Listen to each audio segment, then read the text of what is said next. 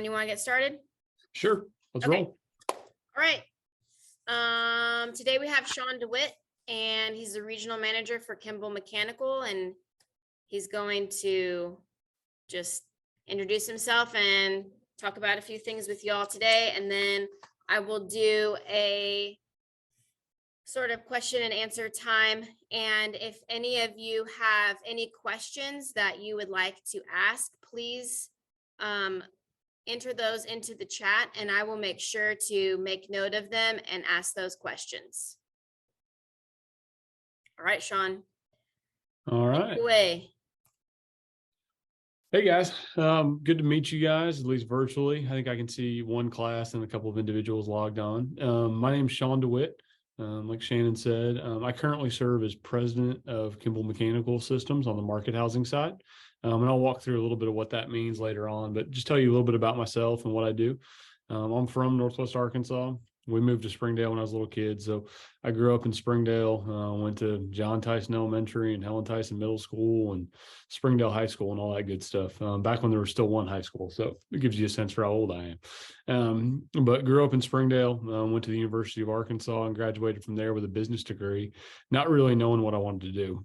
And so my first job out of high school was actually in something I never thought I was going to get into, or my first job out of college, in sports radio. And so I don't know if you guys remember, there used to be a sports radio show called Sports Talk with Bo Mattingly. And so that started right after I got out of college, and that was my first job, was working with those guys, helping run the radio show, helping sell advertising and all that sort of stuff. But it was owned by a couple of local businessmen, and that's where I kind of learned a little bit about business and small businesses and entrepreneurship and all that sort of stuff. After working there for a couple of years, I decided I wanted to go back to school, and so I went to grad school.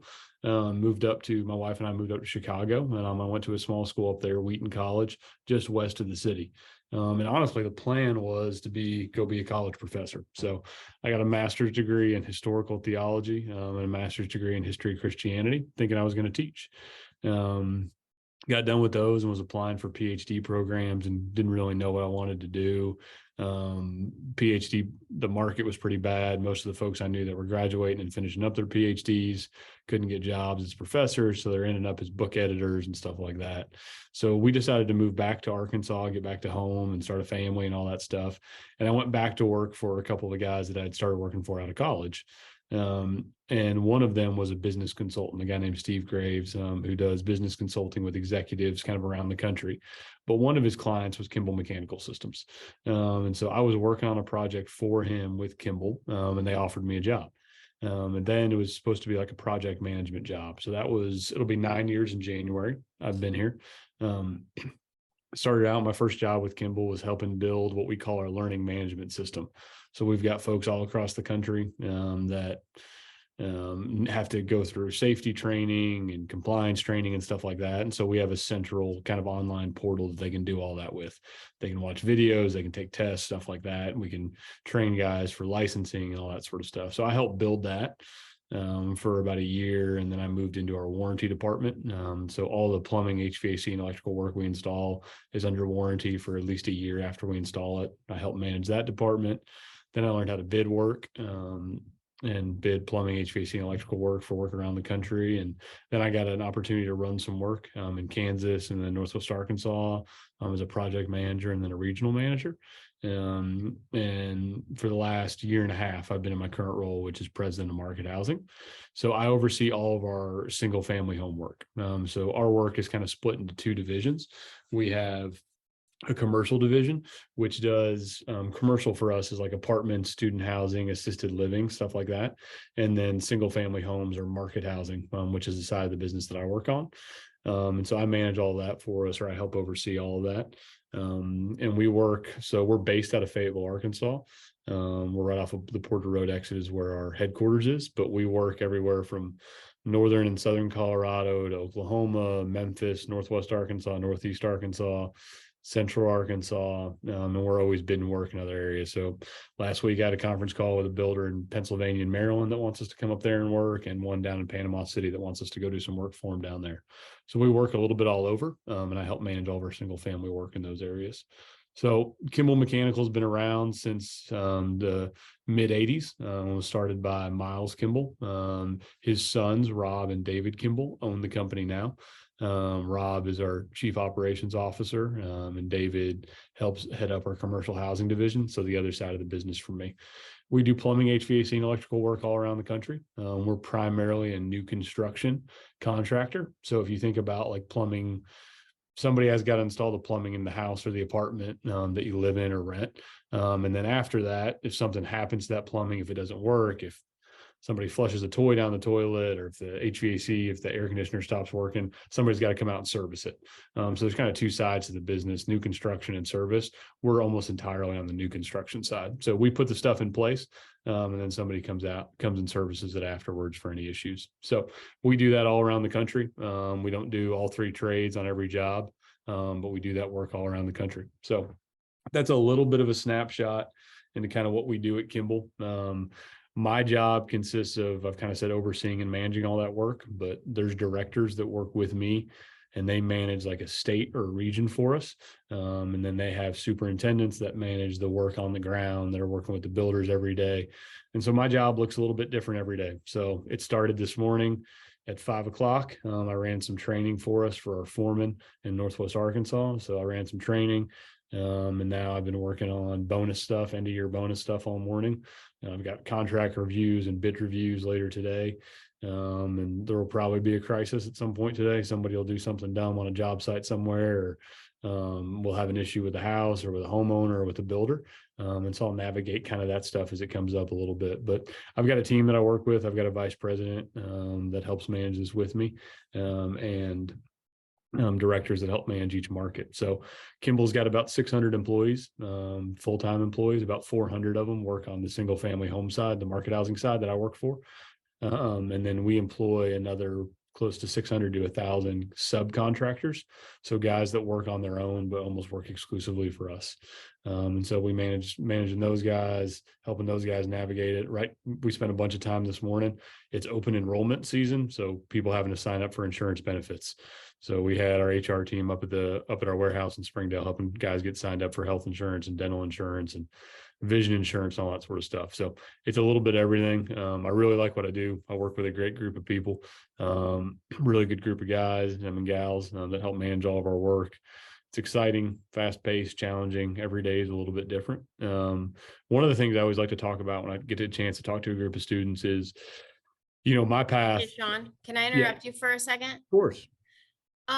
Sorry, I meant to say this at the beginning to all of the rooms. If they have the option to turn on their camera so that we can see the rooms, if they could please turn on the camera. They don't have to unmute, but if they have the option for us to see the rooms, they asked us to do that. So sorry, I wanted to say that before we got any further. So if you have the option to turn on a camera where we can see the classrooms, please do that. If not, that's fine. But I just wanted to make sure that I put that out there.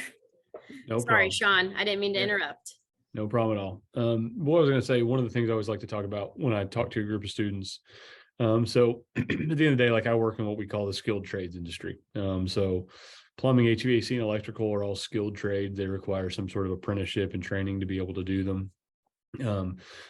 But there's no one path that leads people here. So I gave you guys my path. It's a little bit of a winding path. Going from undergraduate in business to graduate degrees in theology and history, and ended up managing construction work, isn't really the path I thought I was going to take. My vice president, Casey Blevins, that basically has the same job as me, is just a little bit more field focused, and I'm a little bit more office focused. He's got a completely different path than me. Straight out of high school, he started working as a plumber, and then he spent some time installing utility lines, and then came back to work as a plumber. And he's basically got the same job as me, making the same money as me. He just has a little bit of a different path that he got there. He spent a bunch of time in the field learning how to manage and oversee work. And I've spent a lot of time in the office learning how to bid work and manage projects and stuff like that. So there's not one path, particularly in the construction world. One of the things I really like about the skilled trades, and obviously I'm somebody that went to college and really enjoyed my experience in college, but I realized that college isn't for everyone. It's not a good fit for everyone. And in some cases, it's not a good use of time or resources for everyone. So if college isn't a great fit for you, skilled trades might be an interesting option for you. Not because it's a better path in college, but it's a little bit of a different path.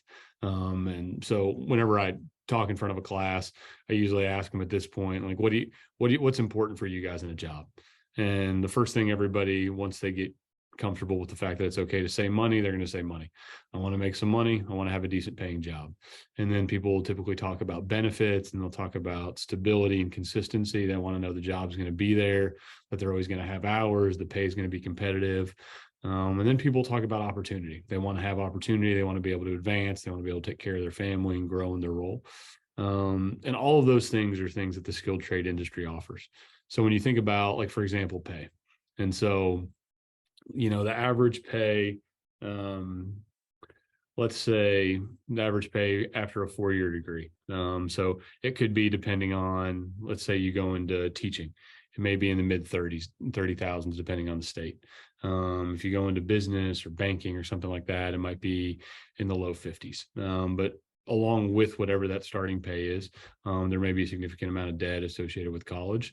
One of the interesting things about the skilled trade industry is, even though you'll go through like a formal apprenticeship program where you maybe go into class a little bit along the way, you'll be getting paid as you go. So, like, let's say, for example, you came out of high school and you're like, man, I really want to become a plumber, live in the state of Arkansas. What does that look like? So you could start work immediately right out of high school. And while you're working, you'd be going through your apprenticeship program.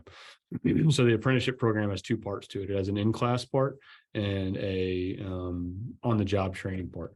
And so the in-class part doesn't look like college, where you'd be going to class, 18, 20 hours a week, a bunch of homework and stuff like that. So, like, we actually run our own plumbing school at Kimbel. There's 10 classes in the fall, 10 classes in the spring. Those classes are 4 hours each. So it's a total of 80 classroom hours for the entire year. And then the rest of it's on the job training. So really minimal amount of classroom. Our school is actually run virtually. So folks take their classes from at home, and the total cost of the school for the entire 4 years, right now, it's $3,000. And we take it out of your paycheck weekly during the school year. So it ends up being a really small deduction every week during the school year. And so you finish school without any debt, and with the ability to get a license. And then when you think about starting pay, so we don't start all of our plumbing, HVAC, and electricians that start, regardless of no experience at all. The lowest we start anybody right now is $17 an hour. And so you start at $17 an hour. Most of our folks work on average 50 to 55 hours a week, so they can get good overtime and make good money that way. So if let's say you started at $17 an hour, and you work just 50 hours a week. So working some overtime, not crazy hours. In that first year, your starting pay would average out to be about $48,000, a little over $48,000 a year, $48,620. We also have what's called a pay for competency program. So the idea is, in a lot of careers, you've got an opportunity to get a raise about once a year. You've got an annual evaluation. And so you sit down with your boss, you talk about what went well, what didn't go well. And then you've got an opportunity to get a raise. In our pay for competency program, you're evaluated every 60 days. And if you've learned a new skill, we pay you for it right then. And so if you learned how to do something, like, let's say you learned how to run plastic for drain, waste, and venting, or you learned how to wire a panel, or install breakers, or dig with an excavator. Those are all pay points that we'd pay you for. And so if after 60 days you've earned $2 worth of pay points, your pay goes up $2 right then. You don't have to wait till the end of the year. So in that first year, you can earn between $6 and $8 more an hour, depending on how quickly you pick up the skills. So let's say you were a quick study, you picked up a bunch along the way, and you got $6 worth of raises in that first year, which wouldn't be uncommon. I see that happen quite a bit. At the end of that first year, you'd be making $23 an hour, which, at the same math, 50 hours a week, would end up being $65,780 a year. So first year out of school, not knowing the trade before you get into it, no debt, just a little bit of school cost, maybe $1,000 worth of school cost in that first year, and some tool costs that will help you pay for along the way. You'd be making close to $70,000 in your first year. By the end of your 4 years, when you've got your license, or electrical, you can actually get a license in 2 years. By the time you're licensed, licensed tradesmen. We've got a whole lot of plumbers, HVAC guys, and electricians making well over $100,000 a year managing work. They've got great overtime, bonuses, and stuff like that. So the pay is really competitive. And a lot of folks really like that they can start earning money right out of school, and they can do it while they're going to school. They don't have to put earning money and starting a career on hold to go to school. The other thing, stability. The work's always here in one form or the other. So right now, I don't know how much you guys listen to the news or how much you listen to your parents talk about it, but the housing market's slowing down, and that's a reality of our world. As interest rates go up and construction costs increase, we're going to build less single family homes. But if people can't buy a single family home, they're still going to have to live somewhere. They're still going to have to sleep somewhere, do their laundry somewhere. So if people aren't going to build a house, what are they going to do? They're going to rent something. They're either going to rent a home, or they're going to rent an apartment, or they're going to rent a condo or a townhome or something. Well, we do plumbing, HVAC, and electrical and all those. And so as our single family home work slows down, our apartments and student housing work picks back up. Or our military work will pick back up, or our service work will pick back up. So even in seasons where we see slowdowns, our guys are able to average between 40 to 55 hours a week. So they've got a steady paycheck coming. And if for some reason, let's say the work really slowed down in Northwest Arkansas, there's more work in Colorado and Idaho and Indiana and Ohio and places like that we work. So our guys have the flexibility to be able to move to keep working and keep taking care of their families. So there's some stability and consistency there that I think is really important. And then benefits wise, I think we're competitive with anybody in the area. And so our guys have great health, vision, and dental benefits. I spent a bunch of time, more time than I would prefer, talking through health benefits with guys this morning. Our updated benefits will roll out in our standard plan, the plan that I'm on. I pay $1.25 a week for my health insurance. Another couple bucks for dental, and another couple bucks for vision. So for less than $10 a week, I have full medical, dental, and vision. We do a 401k match, and so I can deposit money into my 401k. And if I put 6% of my paycheck in, the company matches half of that. And so they help me that way. Our company puts money into our health savings account for us as well. So really competitive in terms of, I think sometimes when people think about the skilled trades, they think of these small kind of mom and pop shops with a couple of crews working out of somebody's garage. And they're like, man, I'm not going to have benefits. I'm not going to have paid vacation. That's just not the case, particularly for an organization like us. So again, the skilled trades may not be a good fit for everybody, but if you're interested in starting a career and being able to work quickly out of college, you like working with your hands, you don't mind being outside, it could be a really good spot for you. So that's kind of a quick overview. I know I touched on a bunch of different things, but it's a little bit weird doing this over the computer and not being in person and being able to pick on people and ask questions. So that's kind of my spiel. Shannon, do you have any questions for me, or? Yes, I'm gonna go through a couple of questions here. And then, like I said, if any of the other classrooms have questions, if they could just put them in that chat, and I can ask those as we're going through these questions. So one of the questions was like a day in the life of your job, which you did kind of touch on briefly. But can you give us like a description of what your day specifically looks like usually? Yeah, so there's I kind of try to split my day between like 75% in a perfect world, like 75% task stuff that has to be done that day. And so that may be like, I do a lot of contract review stuff. So whenever we sign up a new builder that we're doing work for, we've got to review contracts, which are basically the rules for doing the work. If you do this, we'll pay you this. If you do this, this happens. So a lot of contract review, a lot of bid review. So we'll bid work, which is they'll send over a bunch of plans and we'll say, okay, we can do the plumbing, HVAC, and electrical for this. It's a lot of problem solving and conflict resolution. There's a lot of people stuff. We've got 600 people that work for us. If you've got that many people that work for you, somebody's going to be unhappy about something pretty much every day.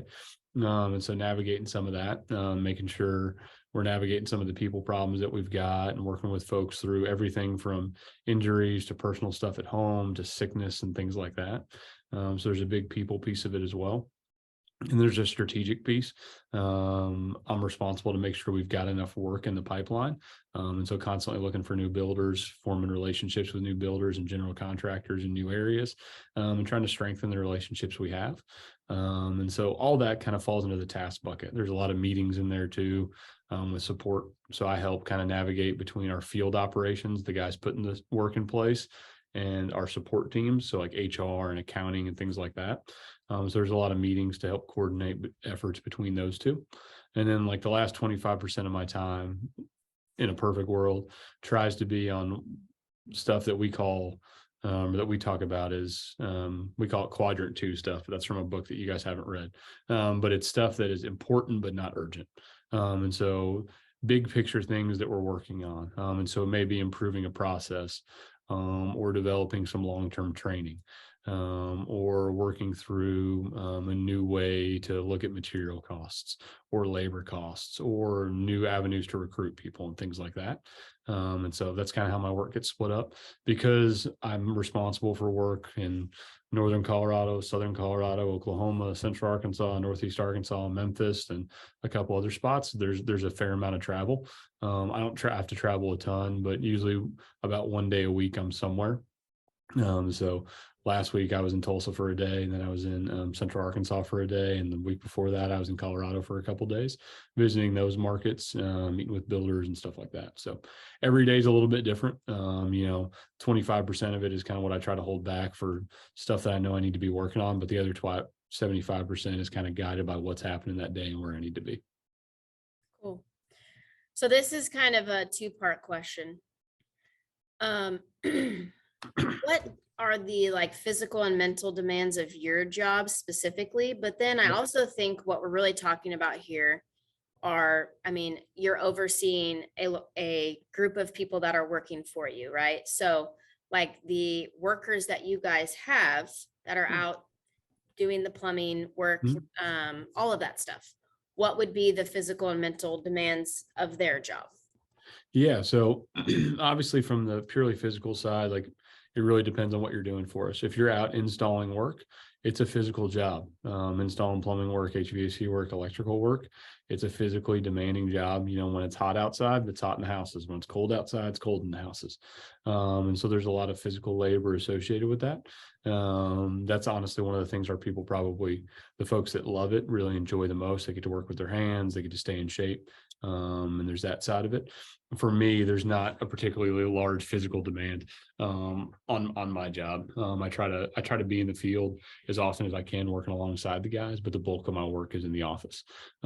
So from a kind of a mental or kind of skill set piece, what some of the more important things in the construction world in general, organization and attention to detail. There's a lot of stuff that happens in the course of building a house that has to be done right. If you look at your standard house in Northwest Arkansas, it's built on a slab, which means underneath it is plumbing. There's plumbing, then there's 6 to 12 inches of dirt and gravel, then there's concrete. Once that stuff's poured, it's not really easy to move it. And so where that stuff goes, where it's put in the walls, how it's run, we've got local codes, we've got national codes that we have to comply with. And so all that stuff's really important to do well. And then there's constantly changing things. If your folks have ever built a house, you know that they probably change 10 or 20 or 100 things during the course of the construction. And so being able to organize that stuff, manage details, and then just the sheer amount of moving parts we have because of how many jobs are on. So I'd say organization, attention to detail, and then being able to just navigate stress and conflict. The nature of construction, everything's in a hurry because there's deadlines. The longer the house takes to build, the more expensive it is for the homeowner, the more expensive it is for the builder. So our stuff is really deadline driven. And because of that, there's conflict. Said you were going to be here today and you were here tomorrow, and this guy's running a day late, so now we got to pick up a day in the schedule somewhere. So there's a lot of that, being able to manage conflict well, and while also maintaining the relationships. At the end of the day, like, our job is built on relationships. So we've been doing work for the same folks for 20 plus years, and almost all of the new work we have is a result of a relationship that we have somewhere else. So I mentioned earlier this week, I had a call with builders in Pennsylvania and Maryland that would like us to come up there and do that work. They found out about us because they were at a conference with another builder that we work with that was bragging about how well we do and how well we keep up with schedule. So the relationship we have in Southern Missouri led to potential work in Pennsylvania and Maryland. The other call I had for retirement work down in Pennsylvania, or I'm sorry, in Panama City, which is a much nicer place than Pennsylvania, down in Panama City, was the same thing. There's a job down there, 6,000 plus houses. And the electrician down there is struggling to keep up. And the drywall contractor on that job was on another job with us in Alabama and really liked working around our plumbers and HVAC guys and recommended us. And then there was another contractor, a plumbing contractor on that job that we've worked with in other areas as a subcontractor, and they recommended us to us too. So maintaining relationships is really important as well. So I hope that answered the question a little bit. Yeah, that was great. Thank you. We do have a question from somebody. Yeah. What do you got? So you talked about the schooling that you all offer. And so what is the average amount of time per week that for the apprenticeship program that people are spending on that? And then also I'll add to it, what is the cost that you guys take out of the paycheck for that per pay period? Yeah. Okay. So, school hours. So I'll stick just with the plumbing school because that's what I know best. There's also electrical school our guys to go to, but for plumbing school, we have a fall semester and a spring semester. Each semester is 10 classes. So it's Tuesday or Thursday night from 4 to 8 p.m. So 4 hours total each of those weeks. So 40 hours in the spring, 40 hours in the fall. During the what we call in person, even though they're done over Zoom, what we call the in-person classes, there's no homework or anything outside of class. It's just your in-class hours. Then we have online work between those semesters. So between the end of the fall semester, we're in a gap right now between the end of the fall semester and the spring semester, there's online work, and you can log in whenever you want to and do that. On average, it takes a couple hours a week, if that. And so those two things combined get you your 160 school hours for the year, which is what you need to kind of move on to the next year. So pretty minimal time requirement in terms of that. And again, right now we're doing it virtually. So people are home. It's one of the things we like. Somebody can, on a break from class, go put their kid down or eat dinner with their family. In terms of cost, during the online classes or the in-person classes, those 10 weeks that we have in-person class in the fall and in the spring, $50 comes out of your paycheck to cover your school costs. And that's it. So you've got, it's $1,000 each year. So $4,000 total covers your entire school costs. And it comes out $50 at a time over the course of those, 20 weeks each year. Okay. And that's it. So there's no additional cost past that. And then we pay for your testing fee when you go take your test. And after that, you get your license. And as long as you're working at Kimbel, we pay to maintain your license. So we pay your renewal and all that, and we'll pay your continuing education costs and all that sort of stuff as well. Okay. So yeah, that's about it. And our guys work again while they're going to school. Yeah. So during school, the apprentices that need to get done, they'll knock off at about 3 o'clock so they can be home to do class around 4. Okay. Great. That's pretty awesome if you ask me. So the folks that you see within your line of work that are the most successful, what type of characteristics, just as a person, do you think they have? What does it take to be successful basically in your line of work?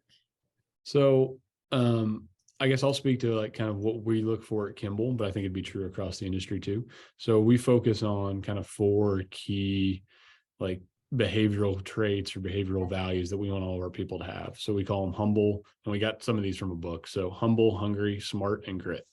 And so humility, hunger, people smarts, so relational intelligence, and then grit. So humility, we want people that, not that they think lowly of themselves, but they're eager learners. They're not always looking for credit. They're willing to do whatever it takes to get the job done. They're quick to apologize, quick to ask for help, quick to listen. We want people that are hungry. And so they're always looking for what's the next thing I can do? How can I get a little bit better? How can I learn more? How can I go to the next thing? people smarts, people that adapt well, and handle different relationships and different situations well. And so it's not uncommon for one of our guys in the field to be 1 minute they're talking to a homeowner that's trying to pick out fixtures for their forever home, and the next minute they're talking to an inspector, and the next minute they're getting yelled at by a builder. So being able to adapt and navigate those situations well is really important. And then the last one is grit. So there's a reality of like everybody, whether you're a teacher or you work at a restaurant. Excuse me, one sec. Sorry, whether you're a teacher, you work at a restaurant, or you work for a plumbing contractor, there's parts of your job that just aren't fun, that are difficult. And so grit is being able to stick through that stuff, do it well, do it well every day. In our line of work, it's really easy to have a good attitude on days like today when it's 70 degrees and it's got a nice breeze. Next week, there'll be mornings where it's 20 degrees. And it's a little bit harder to have a good attitude. So grit's being able to kind of, we joke and call it embracing the suck. Like there's parts of your job that kind of suck, embracing them and navigating that well. Awesome. So think, Sean, back when you were a teenager. So it was a minute ago. I just had my 20-year reunion. So all right. What are some things when you were a teenager that probably didn't seem important to you at that time, but you realize now in your line of work that is something that you either wish you had taken more seriously, something now that you realize, that was important and I should have focused maybe a little bit more on that? What do you think? Well, probably a couple different ways I'd answer that. One, like for me, and this is probably a reflection of just kind of where I grew up and who my parents were, there wasn't an option other than college. Like I was going to college. We didn't have conversations around, hey, if you didn't want to go to college, what would you do? Right. And so there just wasn't anything else on my radar as an option. So I wish I had been at least aware of the other options available for career paths. And I think I probably would have still ended up going to college, but I wish I had had a little bit broader awareness. And I wish as a teenager, I would have understood and appreciated the value of a skill. So there's plenty of skills I attained or figured out throughout the course of college, whether it's writing or presenting and things like that. But some of what you might call like hard skills that I've been able to kind of pick up slowly along the way, but that our guys have, and they have from the time they start working with us, are really valuable. And so there's a reality like my job makes sense when we've got in our current climate. But our guys that are actually installing in the field, there's always going to be work for them. There's always something they can go do. If they want to, like a great example, like if one of our guys, let's say they want to take an extra vacation, in addition to our work, like we let our guys can go work on the side. And so they could do some additional jobs over the weekend to do some work, or just the benefit of the practical skill. Like normally when I do these, Casey, my vice president, who's on vacation right now, would be with me. And I'd usually ask him like, Casey, what are you going to do if your water heater goes out? He's going to just replace the water heater. He's not going to call anybody. He's going to go buy a water heater and replace it. He's probably going to save $1,000 from what the rest of us are going to do to replace the water heater. And that's a skill he has that he's never going to lose. And so just the value of having a skill, the value of being able to kind of take care of more of that stuff by yourself. And a lot of us will pick up some of that stuff along the way, but to be able to have it kind of in a professional setting and be able to do that, whether it's for yourself or for your families, I think is really valuable. So one, just understanding a little bit the breadth of options that were available that I just didn't see. And the second is just the value of being able to attain and gather some hard skills, not only from a kind of a personal fulfillment piece, but just from a value piece. Those are really valuable skills that somebody's always willing to pay for. Okay. We do have a question from someone. If a student attends a trade school before being hired at Kimbel, will they still need to take more courses through Kimbel's training program? Yeah, so that's a little bit of a complicated question because the question really depends on what trade school did you go to. So let's say you went to let's say you went to Tulsa Welding School and learned how to weld. So that wouldn't qualify as your course hours for an Arkansas plumbing apprenticeship. But let's say you went to plumbing school at NTI or NWAC for a year while you were working somewhere else, and then you came to work at Kimbel. Those credit hours would transfer. So you don't have to go to plumbing school at Kimbel. You don't have to go to, like, our electricians go to 2 or 3 different local electrical schools. Those hours, as long as it's in a state certified apprenticeship program, will transfer between schools. But not every trade school, it has to be trade specific. So it has to be plumbing school or electrical school. HVAC is a little bit different in Arkansas because it doesn't require classroom hours or an actual license. You have to be a registered HVAC. You have to be an HVAC registrant, and then you get like your EPA certification. You can get some service certifications. So a lot of people that go to, like, NWAC has an HVAC tech program. That's a great program, and it's really good to learn troubleshooting and things like that. But it doesn't transfer to anything because they don't require HVAC hours for school. So depending on the kind of school you do, as long as it's a state sponsored apprenticeship program, it would transfer between schools. Okay. You did talk a little bit about the, like, evaluation program that you guys have, which is, I think, really awesome. But just like on average, how fast do you see a person moving up in your business? Yeah. So, like anything, it kind of depends on the person and depends on the opportunity. And what the person's kind of willing to do. So as a general rule, it's going to take, over that course of your first couple years. So let's say over your first couple years, you're going to be at what we'd call like a worker rank. And so there's a few different ranks within there, but your primary focus is to learn the trade. You're learning alongside guys, you're learning different types of installations in different situations, and you're learning that trade. And then usually kind of in that 1.5 to that 2-year mark would be your opportunity to become a foreman, which would be to have people underneath you. So you're running a crew at that point. And then as you approach your licensing, which is usually around that 4-year mark, if you're progressing and you've learned all those skills and you've got some natural leadership ability, you'd have the opportunity to move into one of those superintendent roles, where you're managing multiple crews, managing the relationship with the builder. And then from there, there's general superintendents that manage multiple superintendents. There's directors that manage areas, and all that. So that's kind of a rough timeline. If a guy's dialed in, or guy or gal's dialed in and learning the trade, usually 1.5, 2 years in, they're able to become a foreman. 3 to 4 years in, they're able to become a superintendent. There's people that it takes longer than that, but there's also people that go a lot quicker than that. So, one of the guys that he was came from Prairie Grove.